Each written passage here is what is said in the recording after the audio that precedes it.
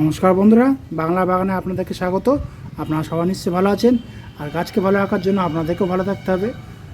দেখুন, আপনাদের সবার প্রিয় বাংলা বাগানে এই গোলাপ গাছটি দেখেন বেশ সুন্দরভাবেই কিন্তু গড়ে উঠছে, যাকে বলা হয়। দেখেন চারিদিকে কিন্তু ব্রাঞ্চ ছেড়ে বেশ ভালো ঝাঁকড়া হয়েছে। গাছটির বয়স এই 1.5 মাস প্রায়। তো বেশ ভালোই হয়েছে আর কি। গাছটা যেরকম পরিচর্যা করার কথা ঠিক সেরকমই কিন্তু আমি পরিচর্যা করে যাচ্ছি, আর তার ফলে দেখেন গাছটি বেশ ভালোই কিন্তু বড় হয়ে যাচ্ছে। এই গোলাপ গাছ কীভাবে আপনারা নার্সারি থেকে নিয়ে এসে বসাবেন, কীভাবে পরিচর্যা করবেন, পার্ট টু পার্ট কিন্তু আমার চ্যানেলে সেই নিয়ে ভিডিও দেওয়া আছে। আপনারা ইচ্ছা করলে কিন্তু গোলাপ গাছ কিনে বাড়িতে বসাতে পারেন। যদিও সময় চলে গেছে গোলাপ গাছ বসানোর, তবে বসাতে পারেন। আমার সময় হলেও কালারটা একটু ঠিকঠাক করে আনবেন এসে আপনারা আপনাদের বাড়িতে। কীভাবে মাটি তৈরি করবেন না করবেন সবই আমার চ্যানেলে দেওয়া আছে। গাছটা কিন্তু ধীরে ধীরে বেশ ভালোই ব্রাঞ্চ ছেড়ে কিন্তু দেখেন বড় হচ্ছে। আশা করছি এই গাছ থেকে ভালোই ফুল পাবো এবছর। গাছটাকেও বেশ ভালো আদর যত্ন করে বড় করতে পারবো। তো আপনারা গোলাপ গাছ বসিয়ে ঠিক সেভাবেই পরিচর্যা করতে থাকুন, দেখবেন আপনারাও খুব সহজেই এই গোলাপ গাছ বড় করে আপনারা ফুল ধরাতে পারবেন খুব সহজেই। টাইটেল আর থাম্বনেল দেখে আপনারা নিশ্চয়ই বুঝতে পেরেছেন যে আমি আজ আপনাদের সঙ্গে কী গাছ পরিচর্যা নিয়ে আলোচনা করতে চলেছি। তো তাহলে চলুন সেই আলোচনা বিষয়ের দিকে তাহলে যাওয়া যাক।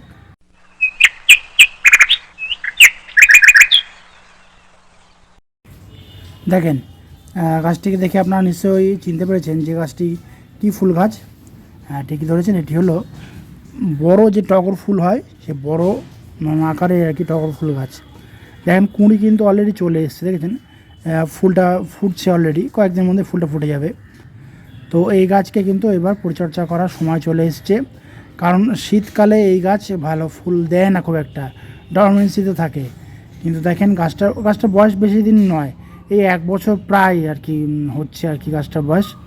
তো এই গাছকে কিন্তু একটু বিশেষভাবে কেয়ার করতে হবে। তো আমি আপনাদের সঙ্গে আজকে এই গাছকে কিভাবে স্পেশাল কেয়ার করবেন যার ফলে এই গাছ থেকে প্রচুর সংখ্যায় আর কি ফুল ধরাতে পারবেন খুব সহজেই, আমি আপনাদের সঙ্গে সেই বিষয় নিয়ে আলোচনা করব।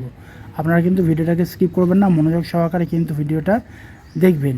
তাহলে দেখবেন আপনাদের বাড়িতে যে সমস্ত টগর ফুল গাছ রয়েছে, সে বিভিন্ন ভ্যারাইটি টগর ফুল গাছ হতে পারে, সেই সমস্ত টগর ফুল গাছ থেকে কিন্তু আপনারা ভালো মানের ফুল ধরাতে পারবেন খুব সহজেই।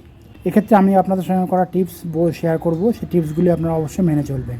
টিপস নাম্বার 1, এখন যেহেতু এই গাছের বয়স 1 বছর, আমি কিন্তু এখন কাটাছাঁটাই করব না। কারণ 1 বছরে কম বয়সী গাছে যদি কাটাছাঁটাই করি, এই যেমন এই ডালগুলি কাটাছাঁটাই করি, তাহলে কিন্তু ভালো ব্রাঞ্চ তো আমি এখন ধরাতে পারবো না, না তাহলে কিন্তু সময় চলে যাবে আবার। মানে এই ব্রাঞ্চ কাটলে নতুন ব্রাঞ্চ বার হতে, গাছ ঝাঁকা করতে অনেকটা সময় নিয়ে নেবে, প্রায় এপ্রিল মে মাস চলে যাবে। তো যাদের গাছের বয়স এরকম 1 বছর ছোট আর কি, বা 1 বছর প্রায়, তারা কিন্তু এই গাছে কাটাছাঁটা করবেন না। ফুল হয়ে যাক, দেখবেন এমনি কিন্তু ব্রাঞ্চ বার হবে। এখন কিন্তু ভুল করে কাটাছাঁটা এই গাছে করবেন না। হ্যাঁ, যাদের গাছে বয়স 1-1.5 বছরের বেশি, খুব বড় হয়ে গেছে মানে আকারে আর কি, তারা কিন্তু এই গাছে কাটাছাঁটাই করবেন অবশ্যই। যত বেশি কাটাছাঁটা করবেন তত দেখবেন ব্রাঞ্চ পাবেন আপনারা, এবং তত বেশি পরিমাণে আর কি ফুল পাবেন। আর যেহেতু আমার গাছের বয়স বললাম 1 থেকে 1.5 বছরের মধ্যে, আমি কিন্তু এখন এই গাছে কোনো রকমের কাটাছাঁটাই করব না। নতুন নতুন ব্রাঞ্চ বের হয়ে একটু ঝাঁকড়া হবে, নেক্সট ইয়ারে দরকার হলে আমি কাটাছাঁটাই করব, কারণ এখন কাটাছাঁটাই করলে ফুল পেতে অনেক দেরি হয়ে যাবে, আমি আগেই বলেছি। টিপস নাম্বার 2, এই গাছ কিন্তু যারা নতুন এখন এবছর বসাতে চাইছেন, তারা হালকা দোআঁশ মাটি বা হালকা বেলে দোআঁশ মাটি তৈরি করে নিয়েই কিন্তু আপনারা এই গাছ রোপণ করবেন। এবং গাছটাকে নিয়ে এসে প্রথমেই কিন্তু আপনারা 8 ইঞ্চি টবে রোপণ করবেন। কখনো যেন আপনারা 10 ইঞ্চি বড় টবে আপনারা রোপণ করবেন না, তাহলে কিন্তু গাছটা ভালো বেশ টেকসই হবে না বা ভালো ঝাঁকড়া করতে পারবেন না। যেমন দেখেন, আমি কিন্তু এই গাছটাকে নিয়ে এসে প্রায় 8 ইঞ্চি টবেই আমি বসিয়েছি, প্লাস্টিক টবে বসিয়েছি, অসুবিধা হবে না। আপনারা মাটির টবে বসাতে পারেন বা প্লাস্টিকের টবে বসাতে পারেন। হালকা বেলে দোআঁশ মাটি বা হালকা দোআঁশ মাটি তৈরি করে নিয়েই কিন্তু আপনারা সেই মাটিতে আপনারা এই গাছ রোপণ করবেন, তাহলে দেখবেন গাছটা খুব ভালো হবে।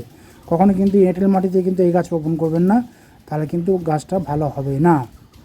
Tips number 3, Sunlight. দেখেন, ওপেন সানলাইটে কিন্তু এই গাছটাকে রাখবেন, কখনোই কিন্তু শেড এরিয়াতে এই গাছটা রাখবেন না। আমি যেমন দেখেন ওপেন সানলাইটে কিন্তু গাছটা রেখে দিয়েছি। সকাল থেকে বিকাল পর্যন্ত রোদ্দুর পাবে, সেরকম জায়গায় রাখবেন, কোনো অসুবিধা হবে না। টিপস নাম্বার 4, এই গাছে কিন্তু জলসেচ ব্যবস্থাটা ভালোভাবে করতে হবে। যদিও এই কদিন টানা নিম্নচাপের জন্য আমার কাছে যে টবের মাটি আমি তৈরি করেছিলাম, সেই টবের মাটি কিন্তু ভিজে ভিজে রয়েছে। সেই জন্য কিন্তু এখন আমি জল দেবো না, টবের মাটি শুকিয়ে সাদা হবে, তারপরে আমি জল দেবো। সবসময় একটা মাটির ময়েস্ট ভাব কিন্তু বজায় রাখবেন, তাহলে দেখবেন গাছটা খুব ভালোভাবে বড় হবে এবং গাছ থেকে প্রচুর সংখ্যায় বা প্রচুর পরিমাণে ফুল আপনারা ধরাতে পারবেন। টিপস নাম্বার 5, এই গাছে এখন কি খাবার দেবেন। দেখুন, মাটি যখন তৈরি করেছি আমরা, তখন তো জৈব খাবার আমরা কিছু দিয়েছিলাম। আমি যখন মাটি তৈরি করেছিলাম তখন সেই মাটির সঙ্গে সামান্য একটু ভার্মি কম্পোস্ট এবং ট্রাইকোডার্মা মিশিয়ে কিন্তু আমি এই মাটি তৈরি করেই আমি গাছটাকে রোপণ করেছিলাম। তো মাটিতে সামান্য একটু খাবার আছে বলে আমি একটু খাবার প্রয়োগ করছি। আর এই গাছে মাটি যখন তৈরি করবেন তখন বিশেষ খাবার দিয়ে কিন্তু মাটি তৈরি করবেন না, সামান্য একটু ভার্মি কম্পোস্ট নিয়ে আপনারা মাটিটা তৈরি করে নিয়ে আপনার গাছটা বসাবেন। খাবার পরে দেবেন, যখন মানে নতুন ব্রাঞ্চ ছাড়বে, নতুন পাতা ছাড়বে, তখন খাবার দেবেন। এখন যেহেতু কদিন বৃষ্টি হয়েছে, সেহেতু আমি এই গাছে বিশেষ কিছু খাবার আমি দিচ্ছি না। আমি করছি কি, ফোলিয়ার স্প্রে খাবারটা দিয়ে যাচ্ছি। যখন বৃষ্টি হবে না তখন খোল ভেজানো জল আপনারা দিয়ে যাবেন। 5 দিন বা 7 দিন অন্তর খোল ভেজানো জলটা পাতলা করে দিয়ে যাবেন। এখন যেহেতু গাছ ছোটো আছে সেহেতু পাতলা করে দিয়ে যাবেন। গাছ বড় হলে তখন আবার একটু গাঢ় করে দেবেন, কোনো অসুবিধা হবে না, তাহলে গাছ দেখবেন ভালো নিতে পারবে। এর পাশাপাশি কিন্তু সুফলা জাতীয় সার, মানে মাটিতে প্রয়োগ করে যে সুফলা, সেই সুফলা সারটাও কিন্তু আপনারা প্রয়োগ করতে পারেন। এখন কিন্তু 10-26 খাবারটা দেবেন না, এর পরের স্টেপে 10-26 খাবারটা দিতে হবে। এখন আপনারা সমরেশে যে সুফলা রয়েছে 15-15-15, 19-19, 20-20, সেই সুফলা খাবারটা আপনারা মাটিতে প্রয়োগ করবেন, তাহলে দেখবেন গাছ খুব ভালোভাবে নিতে পারবে। আর যাদের কাছে ওই সুফলা সার, মাটিতে প্রয়োগ করা যে সুফলা সার সেটা নেই, তাদের কাছে ফোলিয়ার স্প্রে নিশ্চয়ই আছে। তারা এই 1 লিটার জলে 2 গ্রাম মতো ফোলিয়ার স্প্রে ভালোভাবে গুলে নিয়ে আপনারা গাছে স্প্রে করবেন এবং এক্সট্রা থাকলে মাটিতে প্রয়োগ করে দেবেন, তাহলেও গাছ দেবেন ভালোভাবে নিতে পারবে। টিপস নাম্বার 6, দেখুন, এই গাছে কিন্তু এখন বিভিন্ন রকমের রোগ পোকামাকড়ের আক্রমণ হবে। যেমন দেখেন, আমার এই গাছে কিন্তু লেদা পোকার আক্রমণ হয়েছিল, বুঝেছেন।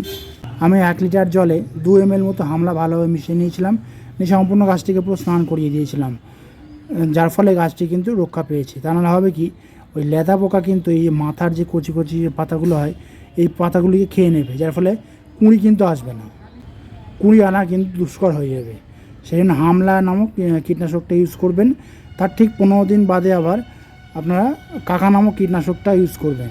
ওই 1 লিটার জল নেবেন, 1 লিটার জল নিয়ে ওই একই পরিমাণে নেবেন, নিয়ে আপনারা ভালোভাবে মিশিয়ে নেবেন, তারপর সম্পূর্ণ গাছটিকে পুরো স্নান করিয়ে দেবেন, তাহলে দেখবেন কোনো রকমের রোগ পোকামাকড়ের অ্যাটাক কিন্তু এই গাছে সহজেই কিন্তু হবে না, যার ফলে গাছটা রক্ষা পেয়ে যাবে, ভালো ফুলও ধরাতে পারবেন, কোনো অসুবিধা হবে না। এই দুটো কীটনাশক আপনারা সাইকেল ওয়াইজ ঘুরিয়ে ফিরে ইউজ করুন, দেখবেন আপনাদের টগর গাছ কিন্তু খুব ভালো হবে। টিপস নাম্বার 7, এই গাছ যেহেতু এখন নতুন গাছই হোক বা পুরনো গাছই হোক, এই গাছে আর একটা বিশেষ খাবার আমাদেরকে প্রয়োগ করতে হবে। আপনারা 1 লিটার জলে 1 গ্রাম অনুখাদ্য নেবেন এবং 1 গ্রাম ম্যাগনেসিয়াম সালফেট নেবেন, নিয়ে ভালোভাবে মিশিয়ে খাবারটি দিয়ে আপনারা এই গাছকে পুরো স্নান করিয়ে দেবেন, তাহলে দেখবেন গাছের পাতা এরকম সবুজ থাকবে, কোনো গাছের পাতা হলুদ হবে না, বা শিরাগুলি হলুদ হয়ে যাচ্ছে, মাঝখানটা সবুজ থাকছে, এরকম সমস্যা কিন্তু দেখা দেবে না, এবং গাছ সমস্ত রকমের মাইক্রোনিউট্রিয়েন্টও পেয়ে যাবে খুব সহজে, এবং প্রচুর সংখ্যায় ফুলও কিন্তু আপনারা পেয়ে যাবেন। তো আমি আপনাদেরকে বললাম যে নতুন ফার্স্ট স্টেজে আপনারা কীভাবে টগর গাছ নিয়ে এসে আপনারা পরিচর্যা করবেন আমি বলে দিয়েছি। আপনারা আশা করি ঠিক সেভাবেই পরিচর্যা করবেন, দেখবেন তাহলে কোনো রকমের অসুবিধা কিন্তু হবে না, গাছ ভালো থাকবে এবং সুস্থ থাকবে। তো বন্ধুরা, আজ এই পর্যন্তই। আর যদি কোনো কমেন্ট থাকে তাহলে কিন্তু বাংলা বাগানকে জানাতে ভুলবেন না, কারণ বাংলার বাগান সবসময় আপনাদের পাশে ছিল, আছে এবং থাকবে। আর আমার এই ভিডিওটি যদি আপনাদের ভালো লাগে তবে লাইক করবেন, গাছপ্রেমী বন্ধুদের মধ্যে শেয়ার করবেন, এবং আমার চ্যানেলটিকে সাবস্ক্রাইব করে বেল আইকনটিকে প্রেস করে অল নোটিফিকেশনটিকে প্রেস করে রাখবেন, যাতে নিত্য নতুন ভিডিওগুলি আপনাদের কাছে খুব সহজেই পৌঁছে যেতে পারে।